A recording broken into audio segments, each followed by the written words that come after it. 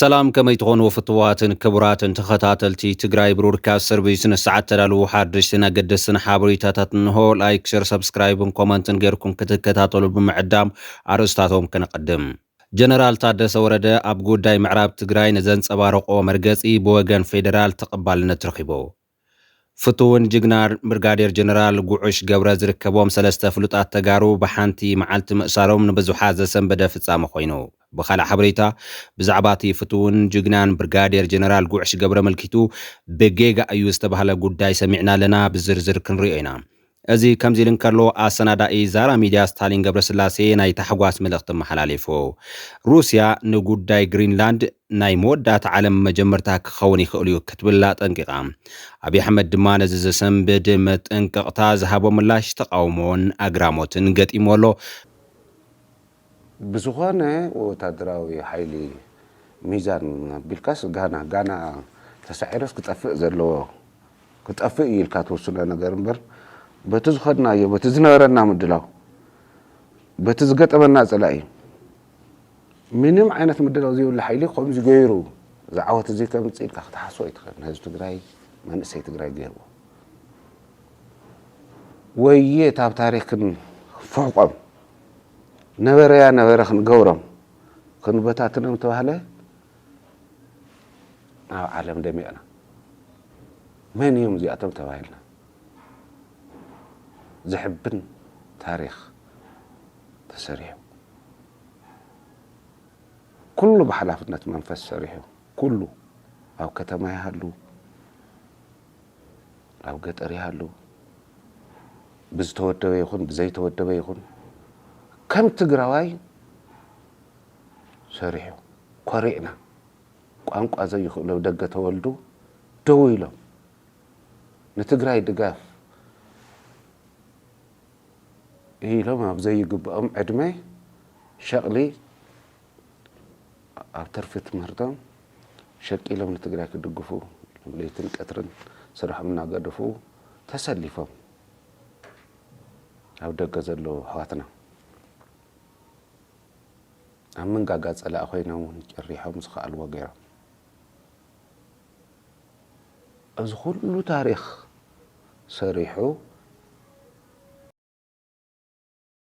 صريحو بوتو او على مدمئو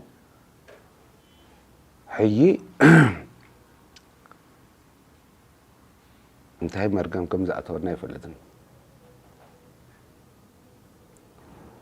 محزنيو أبلاش يمو زبلاش وزلو دما زي حشنا يكون السلطان ما نمز دل يشكت جن حزبي كم حساب يكون حزبي غرافليو كصلا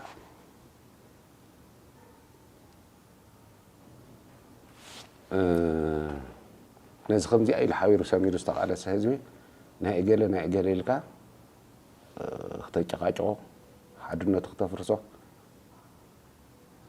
ممكرنا ما راحتنا كحداتي كلهم كاين توزي وصيو من قد يرئيو حسابات حيزو انتقراي كم زي غيرأيا قصالي بوليتيكا قالسو نعوتو كم زي غيرنا اينا تلمعاتنا ناو نورو نملسو وينا زحشغ نوسدو زيلو كويل ناتا يتسلطان هاني ايلققن هابني باخت انت زي لقيقا كلكوسيه تلكوسكا ما كقدم يكويدنا مس محفري تقراواي كوينو نز كل تاريخ صرح حزبي حيب خمسي زوالة ويقي إن لا تحمس خنبر مقبار منهم كل كأكل المشاغن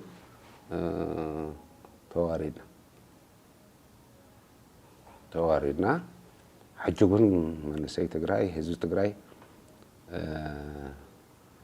بزنا يزي أتم بلك الخعكان نايتقمي قنصن انتي تقوانات حابيرو ግጭት ዘይብሉ ሰላማዊ ቃልሱ ገይሩ ናብ ንቡር ክመልሶ እዩ ዝብል ተስፋ ኣለኒ ብዝርዝር ክንሪኤና ምሳና ፀኒሕኩም ክትከታተሉ ብምዕዳም ናብ ዝርዝራቶም ብቀዳምነት ዜና ዓወት ትግራወይቲ አትሌት የሺ ካልኣዩ ኣብ ውድድር ማራቶን ተዓዊታ ኣብ ሃገረ ህንዲ ዝተሳለጠ ታታ ሟምባይ ማራቶን 2026 ዋዕሮ አትሌት የሺ ካልኣዩ ነቲ ርሕቀት ብ2 ሰዓት 25 ደቂቃን 13 ሰከንድን ብምዝዛም ቀዳመይቲ ብምውፃእ ተዓዊታ ኣላ ንብርክት ዝበሉ እዋናት ኣብ ጉድኣት ብምንባራ ፍቁድ ሕክምና ክትንከራት ዝፀንሐት ዋዕሮ ሎሚ ፀሓያ በሪቁላ ተዓዊታ ኣላ ኣብዚ መድረኽ ዝተወዳደረት ዋዕሮ አትሌት ቅዱሳን ኣለማ ነቲ ርሕቀት ብ2 ሰዓት 27 ደቂቃን 35 ሰከንድን ብምዝዛም ካልአይቲ ብምውፃእ ዝተዓወተት ጅግና ትግራወይቲ ኮይና ኣላ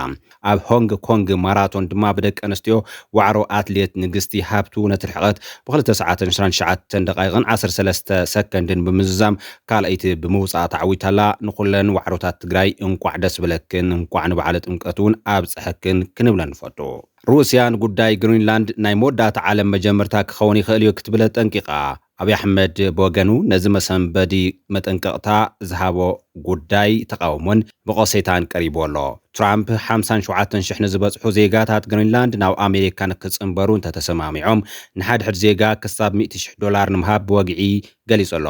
روسيا نغرينلاندن اركيتكتن مونان فتن مغبار حادق ኣለዎ ክትብል እዚ ጉዳይ እዚ ብትኩረት ተከታተሎ ከም ዘላ ፍሊጥ ኣላ ሰበስልጣን روسيا ንጉዳይ ግሪንላንድ ናይ መወዳእታ ዓለም መጀመርታ ክኸውን ይኽእል እዩ ክብል እዮም ዘጠንቅቁ ዘለው ካብ ዴንማርክ ፍራንሳይ ጀርመን ስዊድን ኖርዌይ እንግሊዝን ዝተወጻጹ ላዕለዎት ወተሃደራዊ ክኢላታት ግሪንላንድ ኣትዮም ኣለው እታ ካብ ኣሜሪካ ክሳብ روسيا ካብ ቻይና ክሳብ ኣውሮፓ ዘለዋ ምዕቡላት ሃገራት ዝቆራቆሳላ ዘለዋ ግሪንላንድ እንታይ ጂኦፖለቲካዊ ረብሓታት ስለ ዘለዋ እዩ روسيا ከምንታይ እያ ኒውክሌር ከም ምፍራርሒ ክትመዝዝ ክኢላ ዘላ ዝብል ሕቶታት ምልዓል ኣገዳስ ኮይኑ ዝተፈላለዩ ምኽንያታት እውን ተጠቂሶም ኣለው ካብኣቶም ሓደ ጂኦፖለቲካዊ ረብሓ ኮይኑ ግሪንላንድ ኣብ ኣርክቲክት ብምህላዋ ማእኸል ወጥሪ ዞም ሓራምዝ ሃገራት ከም ዝኾነት እዩ ዝንገረላ ግሪንላንድ ኣብ ሕምብርቲ ኣርክቲክት እትርከብ ኮይና ብምኽንያት ለውጥ ከባቢ ኣየር ሸፊንዋ ዝነበረ ገዚፍ በረድ ይመክኽ ብምህላው ተበጻሒት ናኾነት መጽእ ከም ዘላ እዩ ዝተፈላለዩ ጸብጻባት ዘመልክቱ ዘለው ነዛ ደሴት እዚኣ ነዚ ስዒቡ ሓዱሽ ናይ መራኸብ መገዲ ዕድላት ኳዕቲ ማዕድናት ፈጢሩላ ከም ዘላ እዩ ዝግለጽ ዘሎ بمداي وتهدراو ربحون ቁልፍ ስትራቴጂካዊት ቦታ ምዃና ይግለጽ ኣሎ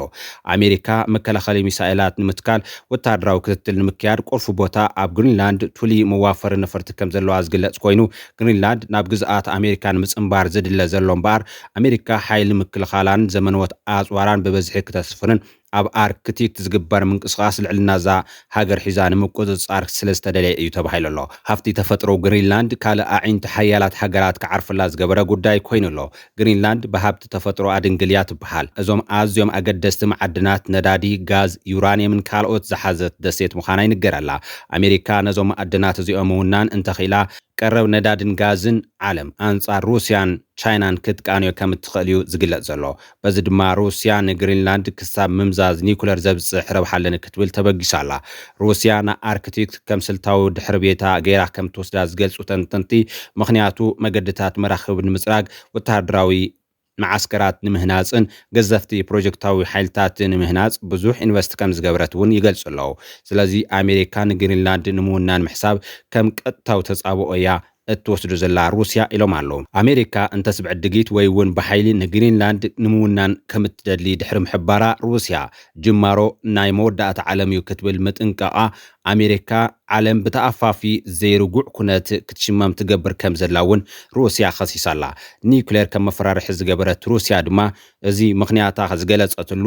ኣርክቲክት ካብ ወተሃደራዊ ጥቃት ንምድሓን ኒውክሌር ከም መፈራርሒ ትጥቀመላ ስልታዊ ከባቢ ምዃኑ እዩ ተባሂሉሎ ሓዱሽ ግዝኣት ንምስፍፋሕ ዝግበር ዝኾነ ይኹን ለውጢ ሩስያ ሚዛን ድሕነት ናብ ሓደጋ ከም ዘእቱ ከም እትቆጽሩ እያ ገሊጻ ዘላ ጅማሮ መወዳእታ ዓለም ክኸውን ይኽእል እዩ ዝብል ናይ ሩስያ መጠንቀቕታ ከም ፖለቲካዊ ተዋስኦ እኳ እንተተወሰደ ሓቃዊ ስጋኣታት ግን ዘተሓተ ምዃኑ ተዓዘብቲ ይገልጹ ኣለዉ ዝኾነ ኮይኑ ኣርኪቴክት ግንባር ሓዱሽ ዝሕል ኩናት ዓለም ናኾነ ይመጽእ ኣሎ ዝብሉ ተዓዘብቲ ንግሪንላንድ ምውናን ወተሃደራውን ቁጠባውን ልዕልና ዘምጽእ ሽልማት ምዃኑን ይገልጹ ኣለዉ ኣሜሪካ ግሪንላንድ ንምውናን ምስ እትፍትን ካብ ሩስያን ቻይናን ኣውሮፓን ከቢድ ግብረ መልሲ ከም ዘስዕቡን ይገልጹ ኣለዉ እዚ ካብ ትግራይ ናብ ዩክሬን ካብ ዩክሬን ናብ ጋዛ ካብ ጋዛ ናብ ሱዳን ካብ ሱዳን ናብ ኢራን ካብ ኢራን ናብ ቬንዙዋላ ካብ ቬንዙዋላ ናብ ሶማሊላንድ ካብ የመን ዝባርዕ ዘሎ ናይ ኩናት ጽንተትን ቅልውላውን ለበዳታት ለባማ ዘፍርሕ ዘሎ ኮይኑ እቲ ሽልማት ሰላም ተሸሊሙ ኩናት ጽንተት ኣብ ልዕሊ ትግራይ ዝኣወጀ ኣብይ ኣሕመድ ግን ንርእሱ ካብ ዝዓለም ወጻኢ ከም ዝነብር ሰበም ሲሉ ብምስኣል ዓለም ሰላም ከላኸንታይ ጌራትልና ነይራ ኩናት ይፈጠር ሞ ካብቲ ኩናት መኽሰባትና ክንእልሽ ወይ ሽማግለታት ኮይና ክንዓርቆም ኢና ዝብል ዘሰንብድ ዘረባ ምዝራቡ ንብዙሓት ካብ ምግራም ሓሊፉ ክሳብ ተቃውሞ ስዒብሉ ኣሎ እቲ ብረዲኤትን ልቕሕን ዝናበር መራሒ ማዕረክ እንደዚ ንነብሶ ግዚፉ ካብ ዓለም ወጻኢ ይነብር ከም ዘሎ ገይሩ ክሓስብ ዘኽኣሎ እንታይ እዩ ዝብል ሕቶ ናይ ብዙሓት ኮይኑ ኣሎ ዓለም በትልቁም በትንሹም ከባቢ ትናጣለች ሰሞኑ እንደምትሰሙት ሁሉ ጋር መናጥ አለ እና አንድ የጨነቀው ወዳጄ ጂኦፖለቲክሱ ያስፈራል ዓለም እየተናጠች ነው እንደው ይሄ መናጥ ምን ያመጣብን ይሆናል ብሎ በስጋት ጠየቀኝ እናንተም አስቡበት የዓለምን መናጥ እኛ አንፈልግም የዓለምን መታወክ እኛ አንፈልግም ዓለም ሰላም በነበረችበት ሰዓት ግን ምን አረገችልን ነው መልሱ ምን አረገችልን ሳጥናት ስትቀር ጥቅም አግኝተን በመናጧ እንደምንጎዳ ከነሱ በላይ መጨነቅ የለብንም ከያንዳንዱ ግጭት ኦፖርቹኒቲ ፈልቀን ማውጣት ነው የሚጠበቅብን እንጂ የመጣን ነገር በመፍራት አይሆንም ሰላም ሲሆኑም ለነሱ ትርፉ ሲጋጩን ጉዳት ለነሱ ነው ሽማግሌ ከፈለጉ እናስታርቃለን እኛ ግን መሰራታችን ናሽናል ኢንትረስት ነው ብካልእ ሓበሬታ ኣብ ትሕቲ ቀይዲ ኣትዩ ዝብል ሓበሬታ ብዝቕንያት ክዝርግሐሉ ዝጸንሐ ጃዋር መሐመድ ኣብ መንጎ ኢትዮጵያን ኤርትራን ከጋጥም ዝኽእል ግጭት ካብ ቁፅፅር ክልቲኦም ውልቀ መልእኽቲ ይወፅእ ምህላው ኣፍሊጡ ኣሎ ጃዋር መሐመድ ነቲ ካብ ግጭት ዓለም መኽሰብ ክእልሽ እየ ዝብል ዘሎ ኣብይ ኣሕመድን ኢሳያስ ኣፈወርቅን ከምኡውን ነቶም ንሓድሕዶም ብምንቑቓት ንትግራይ ማእኸል ወጥሪ ዝገብሩ ዘለዉ ገዛእቲ ትግራይ ኣብ ዘመሓላለፎ መልእኽቲ ኤማራትስ ካብ ሱዳን ኢትዮጵያን ልክዕ ከምቲ ካብ የመንን ሶማልን ብሰላማዊ መገዲ ምሉቕ ኢላ ዝተነቐለቶ እንተዘይ ወፅያ ካብ ቁፅፅር ፖለቲከኛታት ትግራይ ኢትዮጵያን ኤርትራን ወፃእ ዝኾነ ኩናት ይመጽእ ከም ዘሎ የጠንቂቑ ዘሎ እዚ ኩናት እዚ ብቐንዱ ዝዝወር ብኢማራትን ብስዑድ ዓረብን ክኸውን ከም ዝኽእል እውን አጠንቂቁ ኣሎ በኢትዮጵያና በኤርትራ መካከል ያለው ፍጥጫ ወደ ጦርነት የመሄድ እድል አለው ወይ ባጭሩ ሰው አጫጭር ጥያቄዎች ነው የምጠይቀው በቀሩት 10 ደቂቃ ኦኬ ሞገስ ይሄ ኢትዮጵያና ኤርትራ ጉዳይ አይደለም አሁን የኢሳያስና የአብይ ጉዳይም አይደለም አሁን we are part of a bigger game እኛ አሁን ጥይት ሆነናል ሞግዜሮቹ የውጭዎቹ ናቸው የመዋጋት ያለ መዋጋት ውሳኔ ራሱ ያብይና ኢሳያስ አይሆንም ከእንግዲህ በኋላ የመዋጋት ያለ መዋጋት ሰላማዊ ማውረድ ያለ ማውረድ ከእንግዲህ በኋላ ከቁጥጥራችን ውጪ ወጥቷል ሉዓላዊነታችንን አሳልፈን ሰጥተናል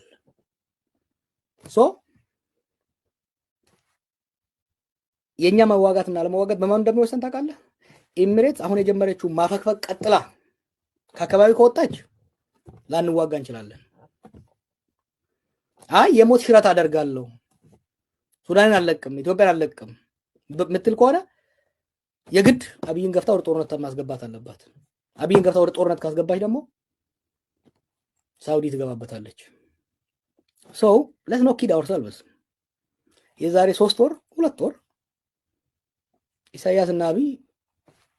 ወደ ጦርነት የመግባትም ያለ መግባትም at least የተወሰነ በቁጥጥራቸው ስር ነበር today no it is not it is a different world ባለፈው ወር የነበረውና ዲሴምበር መጀመሪያ ላይ የነበረውና ጃንዋሪ ላይ ያለው የተለየ ሁኔታ ነውና የቃዳል ጦርነቱ አሁን ድምጹ የሚጨመረው ቤዚካሊ ከሪያድና ከአቡዳቢ ነው በዝሆኑና በቄረስ ነው በነብሩ መካከል እኛ ድመት ነን አሁን እዛው አሰናዳኢ ዛራ ሚዲያ ስታሊን ገብረስላሴ መልእኽቲ ተሐጓሰ መሐላሊፉ ንህዝብ አምሐራን ደገፍት ቃልሲ ኃይልታት ፋኖን እንቋዕ ሐጎሰኩን ክብል ስታሊን ገብረስላሴ መልእኽቲ ተሐጓሱ አምሐላሊፍሎ ትግራይ ብዘይ ምድቃቃን ምዕራብን ደቡብን ትግራይ እንኮላይ ጸለም ተሐዊስካ ናብ አምሐራን ምጥቅላል ዝነበረ ውጥን ብምኽላፉ አንጻር አብይ አሕመድ ኩናት ዝወልዑ ኃይልታት ፋኖ ሓዱሽ ናይ መሪሕነት ምትዕራይ መስርሕ ከም ዝካየዱ ዝገልጹ ዘለዉ ኮይኖም ስታሊን ገብረስላሴ ድማ ነዚ ሓዱሽ ምትዕራይ መልኪት እዩ ናይ ተሐጓስ መልእኽቲ መሐላሊፍ ዘሎ ትማል ምሸት ምስ ዜና ሓድነት ሓይልታት ፋኖ ተተሓሒዙ ብህዝቢ ባህር ዳር ኣብ ቀበሌ 13-14 ሓዊሱ ዝተረኣየ ርችት ናይ ምውላዕ ስነ ስርዓት ብልጽግና ዘለሉ ኩነታት ዘርኢ እዩ ዝበለ ስታሊን ኣስዒቡ ከዓ ሓይልታት ፋኖ ምሉእ ምክፍፋል ስራሕ ገይሮም ኣለዉ ብመንጽር ፖለቲካ ኢትዮጵያ እስክንድር ነጋ ፖለቲካዊ ፍኖተ ካርታ ኣምሓራ ቀሪጹ ናብ ዓወት ምምራሕ ሓላፊ ፖሊስን ስትራቴጂን ኮይኑ ቁልፍ ቦታ ተመዲቡሉ ኣሎ ክብል እዩ ነቲ ኣብ ምርጫ 1997 ወጊድ ከም ይሁዳ ብምባል ጽንተት ትግራይ ዝኣወጀን ቅድሚ እውን አንጻር ህዝብ ትግራይ ዘቕንዑ ጎስጓሳት ናይ ሚድያ ፕሮፓጋንዳ ዝሰርሕ ዝነበረን እስክንድር ነጋ ኣድናቆቱ ገሊጹ ዘሎ ስታሊን ወሲኹ ተጋዳላይ ኣበበ ሓላፊ ምሕዝነትን ምትሕብባርን ኮይኑ ተመዲቡሎ እዚ ኢድ እዚ ምስ መሻርክትን ምስራሕ ወሳኒ እዩ ገዲም ተጋዳላይ ጀነራል ተፈራ ማሞን እምንዓረ ዝኾነ ምሬ ወዳጆን ነቲ ሰራዊት ክመርሕዮም በዓል ሄኖክ ዘመነን መከታውን ድማ ካልኦት ነቲ ቃልሲ ካብ ላዕሊ ኮይኖም ክመርሕዮም ዝበለ ኮይኑ እዛ ኣዋዳድ ዝባዚ መንግስት ብልጽግና ፈጺሙ ዘይተጸበየ እዩ ኣብ ቃልሲ ምክፍፋል ስራሕ እምበር ምክፍፋል ስልጣን የለን ኣጆኹም ህዝቢ ኢትዮጵያ ኣብ ጎንኹም ኣሎ ክብል እዩ ስታሊን መልእኽቲ መሓላሊፉ ዘሎ ዕጡቕ ፋኖ ፀረ ስርዓት ብልጽግና ቃልሲ ምክያዱ ናይ ባዕሉ ግደ እኳ እንተሃለዎ ዕጡቕ ፋኖ ክዕወት ምስራሕ ግና ፀረ ረብሓ ህዝቢ ትግራይ ምዃኑ ግና ናይ ብዙሓት ብሄርተኛታት ትግራይ እምነት እዩ ሻዕብያ ዕጡቕ ፋኖ ኮነ ብልጽግና ኣብ ሓድሕዶም ድለይ ዓይነት ኣፈላላይ ይሃልዎም ኣብ ጉዳይ ምውራር ሉዓላውነት ትግራይ ኣብ መጥፋእ ህዝቢ ትግራይ ግን ተመሳሳሊ መርገፂ ከም ዘለዎም ዝፍለጥ እዩ ትግራይ ኣብዚ እዋን እዚ ደቃ ናብ ሓደ መፅኦም ብዛዕባ መጻኢ ህዝቦም ዝውስን ስትራቴጂካዊ መድረኽ ኣብ ክንዲ ዝኸፍቱ ደገፍቲ ስርዓት ህግደፍ ደገፍቲ ፋኖን ደገፍቲ ስርዓት ብልጽግናን ኮይኖም መዋለድቲ ካልእ ስትራቴጂካዊ ሓደጋ ትግራይ ምዃኖም ግን ዘሰክፍ ጥራሕ ዘይኮነስ እቲ ዝመጽእ ወለዶታት ትግራይ ብኸመይ ከም ዝዝክሮም ንምግማቱ ዘጸግም ኮይኑ ኣሎ ዝኾነ ኮይኑ እቶም ብስታሊን ኣድናቆት ቀሪብሎም ዘሎ ፍርቆም ኢዶም ዝህቡ ዘለዉ ፍርቆም ናይ መሪሕነት ምትዕራይ ጌርና ብምባል ሰፊሕ መሬታት ትግራይ ቤንሻንጉል ጉሙዝ ኦሮሚያን ዓፋርን ወሪሮም ንኣዲስ ኣበባ ተቆጻጺሮም ወይ ሃገር ንምዃን ወይ ንህዝቢ ኢትዮጵያ ከምቲ ናይ ቅድሚ ሕጂ ጨፍሊቆም ንምግዛእ ዝቃለሱ ዘለዉ ሓይልታት ፋኖ ኣብ ባህር ዳር ንልዕሊ ሓደ ደቂቕ ዝጸንሐ ርችት ናይ ምትኳስ ስጉምቲ ከም ዘካየደ እዩ ስታሊን ኣብ ዝዘርጎ ሓበሬታ ጠቂሙ ዘሎ ኣስጀምረሉ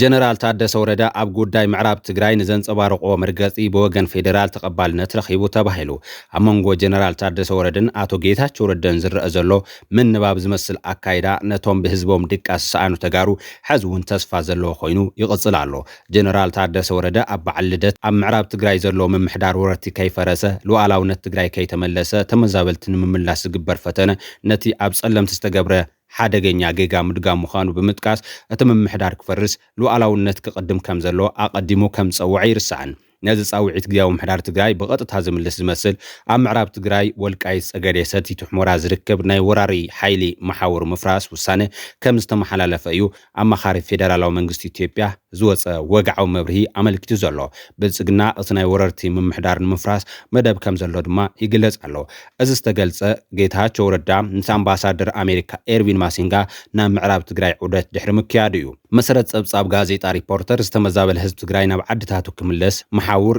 ዞባ ምዕራብ ትግራይ ተቆጻጺሩ ዘሎ ወራራ ሓይሊ ክፈርስ ተሓሲቡሎ ምስጢር ናይቲ ዑደት ማለት ናይ ኣቶ ጌታቸው ረዳን ኣምባሳደር ኣሜሪካ ኤርቪን ማሲንጋን ኣብ ሑመራ ዝጸንሕሉ እዋን ብዛዕባ ዝውሳነ ዝምልከትን ምስኣቶም ምዝራብን ምምላስ ተመዛበልትን ዘተኮረ ምንባር እውን ተገሊጹሎ ኣቶ ጌታቸው ኣተገባብራ ስምምዕ ፕሪቶሪያ ናይ ኩሉ ምትሕባር ከም ዝሓትት ውሽጣዊ ፍልልያት ብዘይ ናይ ደገ ምትእታው ማለት ሳልሳይ ወገን ዘይብሉ ክፍታሕ ከም ዘለዎ እውን ገሊጹሎ እዚ ውሳነ ኣብ ዞባ እንታይ ፖለቲካዊ ሳዕብያን ክህልዎ ይኽእል ንትግራይ ከመይ ክጸሊ ይኽእል ዝብል ሕቶ ምልዓል ኣገዳሲ ኮይኑ ብወገን ትግራይ ዘለው ርእይቶ ሃብቲ ግን ኣብ ጉዳይ ኢትዮጵያን ብልጽግናን ዋላ ናይ ውልቀ ሚድያታት ኮይኖም ከም ዋዜማ ሪፖርተር ኤንቢሲ ዝበሃሉ ሚድያታት ዝህብዎም ሓበሬታታት ስናዕ ብልጽግና ናይ ምዃን ዕድል ስለ ዘለዎም ተግባራዊ ኮይኖም ከይረኣኻ ምትላል ኣድላይ ኣይኮነን ብምባል ጥርጣረታት ከም ዘለዎም ይገልጹ ኣለዉ ከምቲ ትማሊ ሪፖርተር ካብ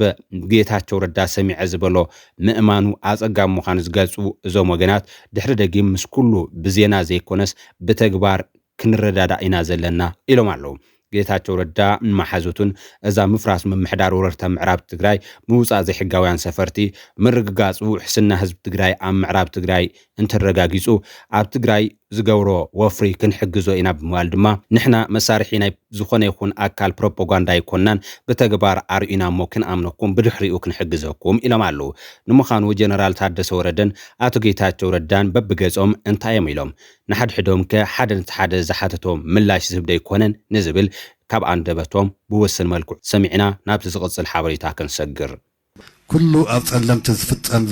ዝተፈጸመን ዝፍጸም ዘሎን ዘምሃረና ነገር እንተሃለወ ናይ ጸለምቲ ሽግር ንምፍታሕ ሞዴል ዝተኸተልናዮ ሞዴል ብትልሚ ንትግራይ ዘኽስር ዘሎ እዩ ስለ ዝኾነ እዚ ጸለምቲ ተመዛበልቲ ንምምላስ ዝተኸተልናዮ ሞዴል ኣብ ካሊእ ክሰርሕ ከምዘይኽእልን ከምዘይግባእን እዩ አቶ ጌታቸው ረዳም ለሪፖርተር ተመሳሳይ ምላሽ ሰጥተዋል። ያለ ሶስተኛ ወገን ተሳትፎ የውስጥ ልዩነቶችን መፍታትና የፕሪቶሪያ ስምምነት ተግባራዊነት ቁርጠኛ ሆኖ መቆየት አስፈላጊ መሆኑን አጽንኦት ሰጥተዋል። እሱን ብትጠይቁት ምን አለበት የፌደራል መንግስት አቋም ነገር እነዚህ አካባቢዎች ላይ ያሉ አስተዳደሮች ፈርሰው አዲስ ይቋቋማል የሚል ነው። ይህን ካልኩ ይበቃል።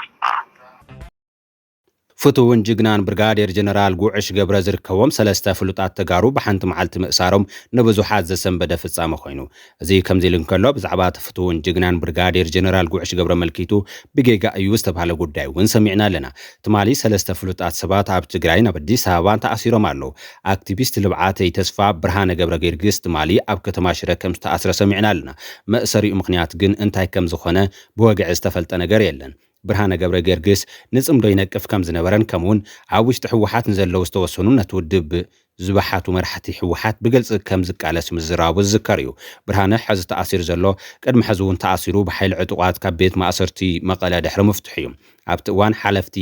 መንግስቲ ኤርትራ ከይተረፉ ብርሃነ ካብ ቤት ማእሰርቲ ክፍታሕ ጻዕሪ ከም ዝገበሩ ናይ ሽዑ መሳርሕቱ ዝነበረ ናይ ሎም መባእስቱ ኣረጋይ ገብረ ክርስቶስ ኣብ ቀረባ እዋን ከም ዘቃልዐ ኣይርሳዕን ሕዚ ግን ብርሃነ ገብረ ጌርግስ ከም ዝተኣስረ እውን ብሕሹኽታ እዩ ዝንገር ዘሎ ነስዒቡ ዝኾነ ይኹን ሰብ እንትእሰር ናብ ቤት ፍርዲ ክቐርብ ኣሎ ብርሃነ እውን ጥፋት እንተሃልይዎ ናብ ቤት ፍርዲ ክቐርብ ይግባእ ዝኾነ ይኹን ትግራዋይ ኣብ ትግራይ ኮይኑ አንጻር ዝኾነ ይኹን መራሒ በሰላማዊ መገዲ ክቃለስ መሰል እዩ መእሰሪኡ ምክንያት ዝንተ ኮይኑ ድማ ክፍትሕ ኣለዎ ዝብል ርእይቶ ዝተዋሃበ ኮይኑ ዘይሕጋዊ ማእሰርቲ እንትኾን ኩላትና ክንቃለሶን ክንኩንኖን እዩ ዘለና ምክንያቱ ሎሚ ዘይኮነናዮ ጽባሕ ንዓና እውን ከርክበልና እዩ ናይ ግዜ ጉዳይ እንተዘይኮይኑ ኣብ ኩላትና ክበጽሕ እዩ ስለዝኾነ ድማ ሎሚ ክንኩንኖን ኣብ ቤት ፍርዲ ቀሪቡ ጥፍኣቱ ክንገሮን ክንፈልጥ ክንቃለስ ይግባእ ኢሎም ኣለዉ ካልእ ኣብ አዲስ አበባ ተኣሲሩ ዝተባሃለ ብባህር ነጋሲ ዝፍለጥ ኣብ ሚድያ ዝነጥፍ ዝነበረ ሓደ ሰብ ኮይኑ ብመን ከም ዝተኣስረ ግን ኣይተገልጸን ዘሎ ጠበቃ ኣበራ ንጉስ ግን ትማሊ ኣብ ዘርጎ ሓበሬታ ነጋሲ ካልኣዩ ከባቢ 1 ሰዓትን ፈረቃን ናይ ምሸት ኣብ ከባቢ ሰሚት ፍየል ቤት ኣብ 20 ሜትር ዝበሃል ቦታ ሰለስተ ኮይና ናይ ግሪ ምንቅስቃስ ናገበርናን ከለና ሲቪል ክትትላቲና ዝብሉ ክልተ መናእሰይ መጽኦም ንደልየካ ኢና ኢሎም ናብ ሰሚት ኣብ ከባቢ ዝርከብ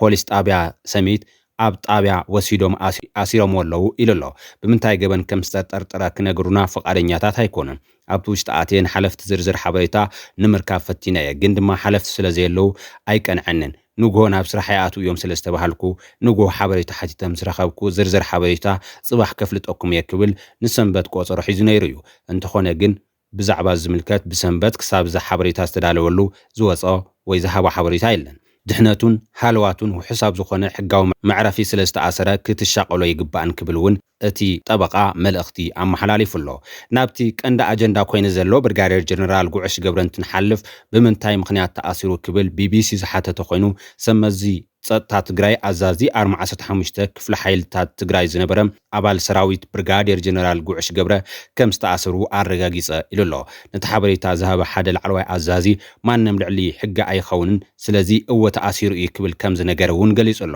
ብርጋዴር ጀነራል ጉዕሽ ገብረ ሓደ ካብቶም ነቲ ጉባኤ ዘካየደ ሕወሓት ዝድግፉን ብኣይተ ጌታቸው ረዳ ዝምራሕ ዝነበረ ግዜያዊ ምሕዳር ትግራይ ክመዓረረ ዝጠለቡ ኣዘዝቲ ካብ ኮርን ላዕሊ ብዝብል ዝፍለጡ ኣዘዝ ሰራዊት ዝተቃወሙ ኮይኑ ካብ ዝሓለፈ ዓመት ጥሪ 2017 ጀሚሩ ካብ መርሕነት ሰራዊት ተኣጊዱ ዝጸንሐ እዩ እቲ ናይ ዓሚ ናይ ኣዘዝ ሰራዊት ውሳኔ ዓመት ክገብር 5 መዓልታት ኣብ ዝተረፈ እዋን እምበር ተኣሲሩ ዝበሃል ዘሎ ኣብ መወዳእታ ጥቅምቲ 2013 መራሕቲ ሕወሓትን መንግስቲ ኢትዮጵያን ናብ ግጭት ድሕሪ ምምርሖም ኣብ ትግራይ ዝተኸፍተ ኩናት ንምካት ኣስታት 175 ዝኾኑ ኣዘዝቲ ሰራዊት ካብ ኮን ላዕሊ ዘሎ መሓውር ኣዘዝትን ምክትላቶምን ማለት ኮሚሳራትን ከምኡን ሓለፍቲ ሎጂስቲክስን ዝርከቦም ዳርጋ ኩሎም ነባራት ተጋደልቲ ሕወሓት ነቲ መሓውር ከም ዝተቆጻጸርዎ ይዝንገር እቶም ሓይልታት ምክልኻል ትግራይ ማለት TDF ብዝብል ግዙፍ ዓቕሚ ተወዲቦም ተቃለስቲ ዝኾኑን ኣብ ሰነ 2013 ዓመተ ምህረት ንከተማ መቐለ ዳግም ድሕሪ ምቁጽጻር ሓዱሽ ሓቋፍ መሰጋገር መንግስቲ ክጣየሽ ህዝባዊ ድፍኢት ዝገበሩ ኣዘዝቲ ኣብ ሰዓት ዚ በበይኖም ከም ዘለዎ ዝፍለጥ እዩ ኣብ 2013 ዓመተ ምህረት 5 ላዕለዎት ኣዘዝ ሰራዊት ትግራይ ዝኾኑ ንሕና ሰራዊት ሕወሓት ኢና ኢሎም መግለጺ መሃቦም ኣይርሳዕን ኣብ ዝሓለፈ ዓመት ጥሪ 15 2017 ዓመተ ምህረት ድማ ገለ ላዕለዎት ኣዘዝ ሰራዊት ትግራይ ንጉባኤ ዘካየደ ሕወሓት ኢና ንድግፍ እቲ ብመሰረት ውዕል ፕሪቶሪያ ዝተመሰረተ ግዝያዊ ምምሕዳር ትግራይ ተዋው ሓላፍነት ብግቡእ ኣይፈጸመን ብምባል ምትዕርራይ ከገበረሉ ዝደኸሙ መራሕቱ ክትክኡ ከም ዝወሰኑ ኣብ ዝገለጹሉ እዋን ልዕሊ 10 ዝኾኑ ላዕለዎት ኣዘዝቲ ሰራዊት ንሓደ ውድብ ክንድግፍ ኣይግባእን ንመንግስቲ ኢና ክንድግፍ ዘለና ብምባል ነቲ መድረኽ ረጊጾም ከም ዝወፁ ዝፍለጥ እዩ ኣብ እዋን እዚ ሓይልታት ትግራይ ኣብ 3 ግንባራት ማለት ምዕራብ ደቡብን ሰሜን ምብራቅን ዝተወደበ ኮይኑ ኣሳት 17 ኣርምታት ከም ዘለዋ ኣብ ነብሲ ወከፍ ድማ 3 ኩራት ከም ዘለዎ እዩ ጸብጻባ ዘመልክቱ ኣብ ውሽጦም ሓይልታት ዝተረኽበ ሓበሬታ ከም ዘመልክቶ በኣርምታትን ኮራትን ዝገልጽ ኣዛዝታት ነብሲ ወከፍ 3 ኣዘዝቲ ኣዛዚ ምክትል ኣዛዚ ኮሚሳርን ከምኡን ሓላፊ ሎጂስቲክስን ከም ዘለዎን እዩ ጸብጻብ ቢቢሲ ኣመልኪቱ ዘሎ እቶም ኮሚሳራት ማለት ምክትል ኣዘዝቲ ብቐጥታ ብፖለቲካዊ ስራሕቲ ሕወሓት ዝተሰልጠኑ ምዃኖም ይዝግለጽ እቲ ኣብ ትሕቲ ነብሲ ወከፍ ኣዛዚ ዝተሸኩዐ ኮሚሳር ብቐጥታ ምስ ቤት ጽሕፈት ሕወሓት ዝተኣሳሰር ኮይኑ ድሕሪ ካልኣይ ዙር እቲ ኩናት ፖለቲካዊ ግምጋም ስዒቡ ዝተፈጥረ መሓውር ከም ዝኾነ ድማ ቢቢሲ ኣብ ዘርግሖ ጸብጻብ ኣመልኪቱ ኣሎ ምኽንያቱ እቲ ሓዱሽ ወለዶ ተጋዳላይ ትግራይ ፖለቲካዊ ስርጸት ሕወሓት ኣየብሉን ዝብል ገምጋም ብሕወሓት ከም ዘሎ ዝተገልጸ ኮይኑ ፖለቲካዊ ህንጸት ስርጸት ኢንዶክትሪኔሽን ስራሕቲ ክካየድ ከም ዝተፈጥረ መሓውር ከም ዝኾነ እውን እቲ ሓበሬታ ኣመልኪቱ ኣሎ ብዙሓት ተጋደልቲ በቲ ስጉምቲ ሕጉሳት ከም ዘይኮኑን ተገለጹ በቲ እዋን ግዳማዊ ጸላእቲ ኣለውና ካብ ዝብል ቀዳምነት ከም ዘይሃቦ እቶም ቢቢሲ ዘዘራረቦም ተጋደልቲ ገሊጾም ኣለዉ እዚ ኣብቲ መሓውር ዝተሰግሰገ ኮሚሳር ኣብ ዘዘራርብ ዘሎ ንሰራዊት ትግራይ ኣብ ክልተ ዝኸፈለ ወተሃደራዊ ውሳነ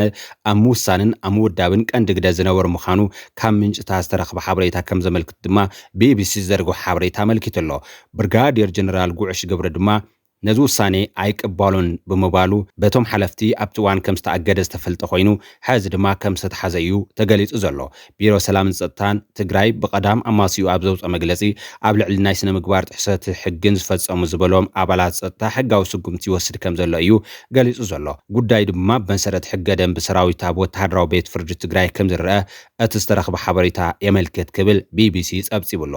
ኣውራምባ ታይምስ ካብ መቐለ ብዘርግሖ ሓበሬታ እውን እቲ ጀነራል ሰዓት 10 ቢሉ ናብ ሜጀር ጀነራል ማሾ በየነ ተጸዊዑ ምስ ጀነራል ማሾ በየነ ኣብ ቤት ጽሕፈት ኣብ ዝነበረሉ እዋን ከም ዝተኸበበ ተቐይሱሎ እቲ ኣጀንዳ ኣብ ማሕበራዊ መራኸብታት ድሕሪ ምውዕውዑ ተወሰኽቲ ሓይልታት ከም ዝመፁ እቲ ቤት ጽሕፈት ብተወሰኽቲ ሓይልታት ከም ዝተኸበበ እዩ እቲ ጸብጻብ ኣመልኪቱ ዘሎ ሊላይ ቲቪቡን ምንጭታት ተቐይሱ ሓደ ካብ ላዕለዎት ኣዘዝ ሰራዊት ትግራይ ዝበሎ ኣብ ዝሃቦ ሓበሬታ ጀነራል ጉዕሽ ገብረ ዓጀብቱ ዕጥቂ ፈቲሖም ንሱ ከም ዝተወሰደ ነጊሮምኒ ኢሉ ኣሎ ኣብ ሰራዊት ትግራይ ዋና ኣዛዚ ግንባር ሰሜን ምብራቕ ዝኾነ ሜጀር ጀነራል ማሾ በየነ ትማላ ኣጋምሸት ከም ሓላቁ ናብ ቤት ጽሕፈት ከም ጸውዖን ድሓር ግን ዓጀብቱ ዕጥቂ ፈቲሖም ንዕኡ ናብ ዘይተፈልጠ ቦታ ከም ዝወሰደዎ ኣረጋግጽና ይብል ሊላይ ቲቪ ብርጋዴር ጀነራል ጉዕሽ ገብረ ናይታ ኣብ ዙርያ ዓዲግራት ትንቀሳቐስ ኣርሚ 15 ዝመርሕን ቅድሚ ፊርማ ውዕል ፕሪቶሪያ ኣብ ዝነበረ ኩናት ድማ ወተሃደራት ኤርትራ ንዓዲግራት ከይቆጻጸሩ ልዑል ኣስተዋጽኦ ከም ዝነበሮ ብመራሕቱ ከይተረፈ ዝምስከረሉ እዩ ብተመሳሳሊ መገዲ ላንዳ ሚድያ እውን ሚዛናዊ ክበሃል ጸብጻብ ዘቕረበ ኮይኑ እቲ ጀነራል ብኸመይ ኩነታት ከም ዝተተሓዘ ዝስዕብ ሓበሬታ ሂብሎ ኣብዚ እቲ ብጣዕሚ ዝገርም ነገር ጀነራል ታደሰ ወረደ ብዛዕባ ማእሰርቲ እቲ ጀነራል ዝፈልጦ ነገር ከም ዘይነበሮ ምንጭታትና ሓቢሮም ክብል ሊላይ ቲቪ ዘርግሖ ሓበሬታ እዩ ብካልእ ሓበሬታ ብዛዕባ ጀነራል ብጌጋ ዝረቡ ዘለው ጉዳያት ድማ እርማት ከም ዘድልዮም እዩ ተገሊጹ ዘሎ እዚ ሓበሬታ ኮነ ተባሂሉ ድዩ ብጌጋ ብዘየገድስ ጀነራል ጉዕሽ ገብረ ናብ ሻዕብያ ተመሓላሊፍ ተዋሂቡ እዩ ዝብል ሓበሬታ ካብ ሓቂ ዝረሓቐ ከም ዝኾነ ተረጋጊጹ ኣሎ ሎማዓንቲ ናይ ጀነራል ጉዕሽ ገብረ ቤተሰቦም ዝተባሃሉ ወገናት ናብቲ ዝተኣሰረሉ ቤት ማእሰርቲ ኸይዶም ብመስኮት ክሪእዎ ከም ዝተፈቐደሎም ገሊጾም ኣለዉ እቲ ጀነራል ከቢድ ናይ ጨጎራ ሕማም ስለ ዝነበሮ ሕዚ ተላዒልዎ ሕክምናዊ ረድኤት ከም ዘድልዮ እውን ተገሊጹሎም ጋዜጠኛ ላንዳ ሚድያ እውን እቲ ጀነራል ኣብ ዓዱ ከም ዘሎ ናብ ኤርትራ ከም ዘይተመሓላለፈን ተመሓላሊፉ ዝወሃበሉ ምኽንያት ከም ዘየለ እውን ንምንጭታት ጸሪሑ ገሊጹ ኣሎ ጀነራል ጉዕሽ ገብረ ናብ ቤት ጽሕፈት ግንባር ሰሜን ምብራቕ ብጀነራል ማሾ በየነ ከም ዝተጸውዐ ተሓቢሩ ትማሊ ቀዳም 9 ጥሪ 2018 ዓ.ም ድሕሪ ቀትሪ ማለት እዩ ናብ ቤት ጽሕፈት እዩ ተጸዊዑ መኪኑ ሒዙ ድማ ምስ ዓጀብቱ ናብቲ ቦታ ከም ዝኸደ እዩ ተሓቢሩ ምንጭታትና ከም ዝገልጽዎ ሽዑ ጉዕሽ ናብቲ ቢሮ ምስኣተወ ካብ ደገ ብፓትሮል ተጻዒኖም ዝመጹ ዝተዓጠቑ ነቲ ቢሮ ከም ዝሓዝውን ከም ዝኸበብዎን እዮም ቶም ምንጭታትና ዝገልጹ ሽዑ ንሽዑ ድማ ንጀነራል ጉዕሽ ገብረ ዘዋሪ መኪኑ ነታ ዝሓዛ መኪና ንከረክባ እዩ ተሓቲቱ ኣብ ውሽጢ ጀነራል ጉዕሽ ገብረ እናተዘራረበ ኣብ ዘለሉ እዋን እዩ ነቲ ዘዋሪ መኪና እታ መኪንኡ ከረክብ ዝተሓተተ ጉዕሽ ገብረ ድማ ተዘራሪቡ ምስቶም ዝፀውዕዎ ሰባት ኣብ ውሽጢ ተዘራሪቡ ድሕሪ ምጽናሕ ንደገ ወፂኡ ነቶም ዓጂቦሞ ዝመፁ ናቱ ሰባት ካብ እዚ ኽዱ ኣነ ክመጽየ ንስኹም ክድሞ ክመጸኩም ክስዕበኩም እየ ከም ዝበሎም እዩ ንሳቶም ቶም ዓጀብቱ ግና ንዓኻ ገዲፍና ኣይንኸድን ክብሉ ክሳብ ምሸት ከም ዝተጸበዩ እዩ ካብ ሰዓት 10 ድሕሪ ቀትሪ ክሳብ ሰዓት 4 ከባቢ ምሸት ኣብቲ ናይ ቤት ጽሕፈት ግንባር ደው ሰሜን ምብራቕ ከም ጸንሑቶም ዓጀብቱ እዩ እቲ ሓበሬታና ዘመላኽት ኣብ መንጎ ግን ከባቢ ሰዓት 2 ፈርቓን ከባቢ እቶም ዝተዓጠቑ ክወስድዎ ካብቲ ቤት ጽሕፈት ክወስድዎ እንትንቀሳቐሱ እቶም ናይ ጉዕሽ ዓጀብቲ ኣብቲ በሪ ከባቢ ዝነበሩ ፍቓደኛ ክኾኑ ኣይከኣሉን ቅልቅል ኢሉ ወፂኡ ነይሩ እዩ ጉዕሽ ክወስድዎ ማለት እዩ ኣብቲ 2 ፈርቓን ከባቢታት በዚ ድማ ተመሊሶም ሽዑ ንሽዑ ንጉዕሽ ንውሽጢ ከእትይዎ ከም ዝኽኣሉ እዩ እቲ ሓበሬታና ዘመላኽት ድሓር ብዝተገበረ ምርዳእ ግና ብሪጋዴር ጀነራል ጉዕሽ ገብረ ዓጀብቱ ዕጥቆም ከራግፉ ተገይሩ መኪናኦም እውን ተወሲዳ ንዑ ድማ ናብ ፍስሓ ማንጁሲና ንወስዶ ዘለና ብምባል ካብ ቤት ጽሕፈት ግንባር ሰሜን ምብራቕ ኣውፂኦም ከም ዝወሰድዎ ምንጭ ሓበሬታና ይገልጽ እዚ ድሕሪ ምዃኑ ቢሮ ሰላምን ጸጥታን ትግራይ እውን ኣማስዩ መግለፂ ኣውፅኡ እዩ እቲ ኩነታት ምንጭታትና ምስ ገለጹልና ክሳብ ሰዓት 4 ከባቢ ኣብቲ ቤት ጽሕፈት ሰሜን ምብራቕ ናይ ግንባር ሰሜን ምብራቕ ድሕሪ ምጽንሑ ብመኪና ናብ ናይ ፍስሓ ማንጁስ ቢሮ ኢና ንወስዶ ዘለና ድሕሪ ምባል ምስተወሰደም ሽዑ ንሽዑ ኣብቲ ምሸት እሱ ድማ ቢሮ ጸጥታ ክልል ትግራይ ኣብ ማሕበራዊ መራኸቡ ድማ ጉዕሽ ገብረ ናብ ኤርትራ ተመሓላሊፉ ከም ዝተዋሃበ ወይ ድማ ኣብ ከይዲ ከም ዘሎ ይግለጽ እዩ ዘሎ ጉዕሽ ገብረ ኣበየሎ ዝብል ሕቶ ዘለዓልናሉ ድማ ብዚ እዩ ናብ ኤርትራ ይውሰደሎ ወይ ድማ ተወሲዱ ተመሓላሊፉ ተዋሂቡ ዝብል ጉዳይ ተላዒሉ ማለት እዩ ኣብቲ ጉዳይ ሓደ ወታደራዊ ኣዛዚ ሓቲትና ኣለና ንጉዕሽ ባዕሉ ተቃሊሱ ዘውፅኦ ሕጊ ስለ ዘሎ ብኡ በቲ ደንብሱ እዩ ዝዳነ ክብል እዩ ገሊጹልና ኣብ ትግራይ ላዕሊ ኤርትራ ሕጊ ኣሎ ብዝኾነ ይኹን መዐቀኒ ናብ ኤርትራ ተመሓላሊፉ ዝወሃበሉ ኩነታት የለን እዚ ድማ ትኽክል ኣይኮነን ሓሳብ ክብል እዩ ምላሽ ሂቡ ኣብ ትሕቲ ሕጊ ትግራይ እዩ ዘሎ ክብል እዩ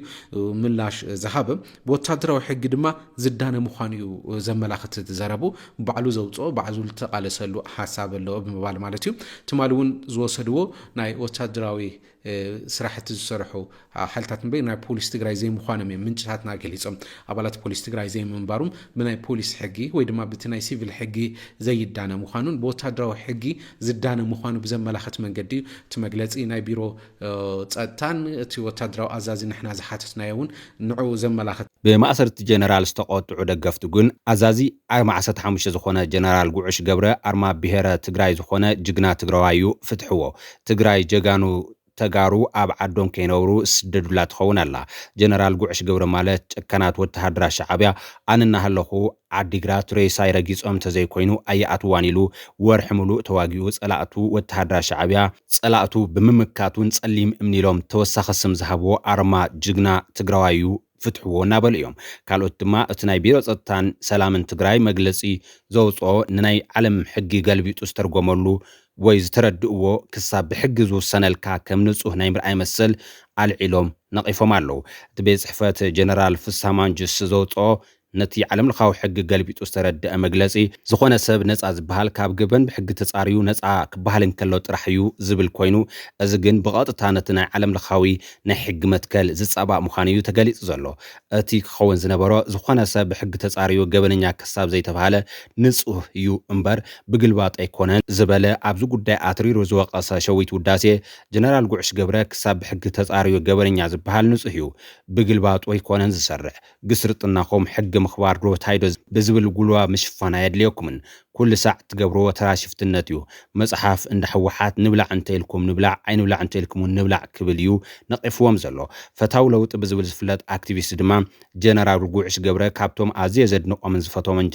ጀነራላት ሓደ እዩ ትዕግስቱ ጅግንነቱ ቆራጽነቱ ዝገርም እዩ ኩሉ ዝምስክረሉ ጀግና እዩ ጅግና ጉዕሽ ገብረ ካብ ዝገለጽክዎ ብላዕሊ ከኽብሮን ክፈቶን ዝገበረኒ ካልእ ተወሳኺ ድማ ከምቶም ካልኦት ጀነራላት ናብ ዓፋር ብምኻድ መሳርሒ ጽላእቲ ዘይምዃን እዩ ምስ ኣፈላላትኡ ኣብዛ ጅግንነት ዝፈጸመላ ዓዲ እዩ ጸኒሑ ክሳብ ሎሚ መሳርሒ ብልጽግና ዘይምዃኑ ወሲኸ ኣዝየ ዘኽብሮ እዚ ጅግና ተኣሲሩ ሰሚዕና ባዕሉ ቢሮ ጸጥታ ትግራይ እውን ዋላ ሽማ ይጥቀስ ግን ድማ ከም ዝተኣሰረ ነጊሩና ኣሎ መእሰሪኡ ምኽንያት ክሳብ ሕዚ ብግልጽ ዝተነግረ ኣይኮነን ጀነራል ጉዕሽ ገብረ ንህዝቢ ትግራይ ዝጎድእ ንህዝቢ ትግራይ ዝህውኽ ሕማቕ ነገር ክገብር ኢለ ፈጺመ ኣይግምትን ካብ ባዕሉ ዝገበሮ ነገር ከይሰማዕኹ እውን ከምዚ ገይሩ ዋላ እንተተባሃለ ከኣምን ኣይክእልን እዚ ምስ ጽላእቲ ክሳብ መወዳእታ ዝተዋደቐ ጅግና ጀነራል ንህዝቢ ዝጎድእ ነገር ገይሩ ተኾይኑ ብግልጽ ንገሩና እንተ ዘይኮይኑ ግን ብመግለጽ ሸፋፊንካ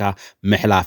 ልክዕ ኣይኮነን ካብ ባምበር ምእሳር ዝግብኦ ኣይኮነን ንህዝቢ ብግልጺ ክነገሮ እዩ ዘለዎ እንተ ዘይኮይኑ ግን መእሰሪኡ ምኽንያት ብዘለዎ ኣፈላላይ ፖለቲካ እምበር ካልእ ኣይኮነን ማለት እዩ ስለዚ ክትፈትሕዎ ይግባእ ክብል ጸዊዕ ኣሎ እጽሓፍ ወሲኹ ከም ተጋሩ ናብ ከምዚ ዓይነት ተግባር እንተኣቲና መወዳእታና ጽቡቕ ኣይከውንን ሳዕቤን እውን ሕማቕ እምበር ጽቡቕ ክኸውን ኣይክእልን ኣብ ትግራይ ምስ ውራ ወርቂ ውራ መሬት ግዕዚናን ካልኦትን ዝተኣሳሰሩ ክእሰሩ ዝግባኦም ብዙሓት ኣለዉ እዚኣቶም ብሰላም ኣብ ዝነብሩላ ትግራይ ካብ ሰራዊት ተጓኒ እውን እናሃሎ ናብ ዓፋርን ከይከደ ምስ ህዝቡ ኣብ ዓዱ ዝነበረ ጅግና ምእሳር ግን ነውሩ እዩ ክትፈትሕዎ ይግባእ ክብል ጸዊዕ ኣሎ ጅግንነት ጀነራል ጉዕሽ ገብረ እንኩላይ በቶም ዝቃወምዎን ምእሳሩ ምኹኒ ክገብሩ ዝፍትኑ ከም በዓል ሃይለ ኣረፋይነ ዝኣመሰሉ ሰባት እውን ዝምስክረሉ ዘሎ ጅግና ኮይኑ እቲ ጀነራል ድማ ንውድቀት ናይቲ ፖለቲካዊ መሪሕነት ትግራይ ካብ ምምላስ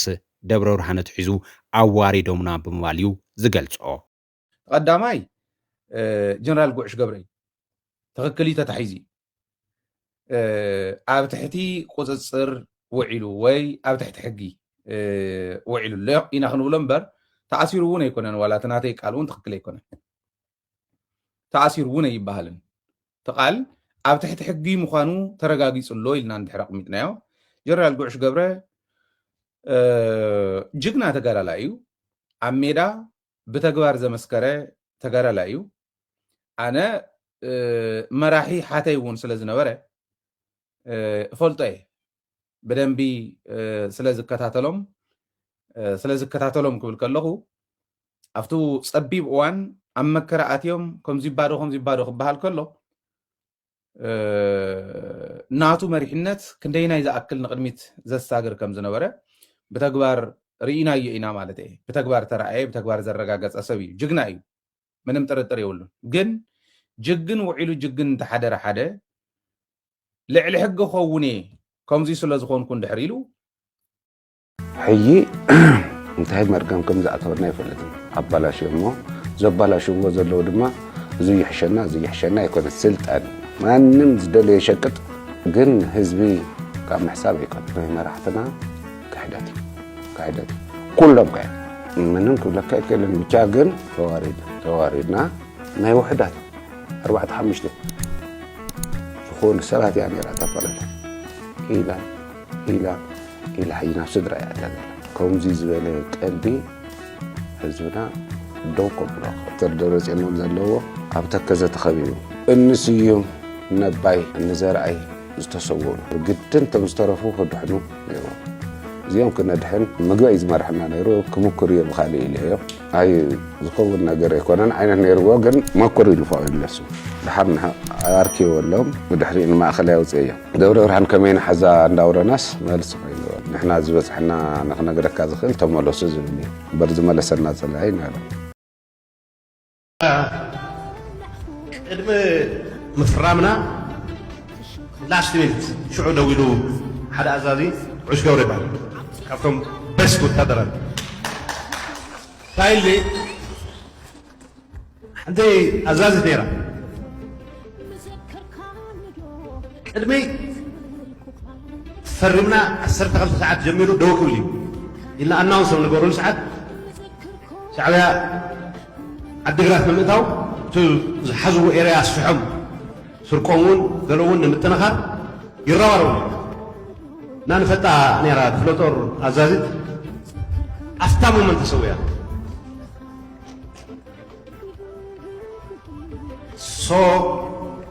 نايزيوم مشحت مسوعد النت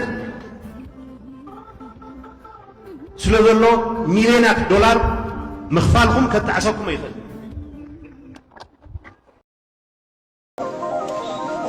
حزن استوعب مني انت عايز تكبر زولينا فليتنا نزوم حماقاتن صار حزبنا فلينا تقاليتنا تግራይና ملي اخذت محس تكونن حزون قالسنا ورتينا خنقالس كنكل لنا نستوعب له صقمات كله يمنا وشتنا صقم يولو سقاسينا نودو تحتهلونا يا نهلاونتنا كتفو زدني شعبيان قالوا لا وشت تحاورتهم غنلونا كنبر زيدني أنا عايش صقم يكون الحين مئلا يزدلينا نزياتهم نسعرم اليوم مستعرنا ودخلنا وسطنا بداية ما نركولنا انتهالينا كل نجار كنقورينا كله بحنش عين عمامه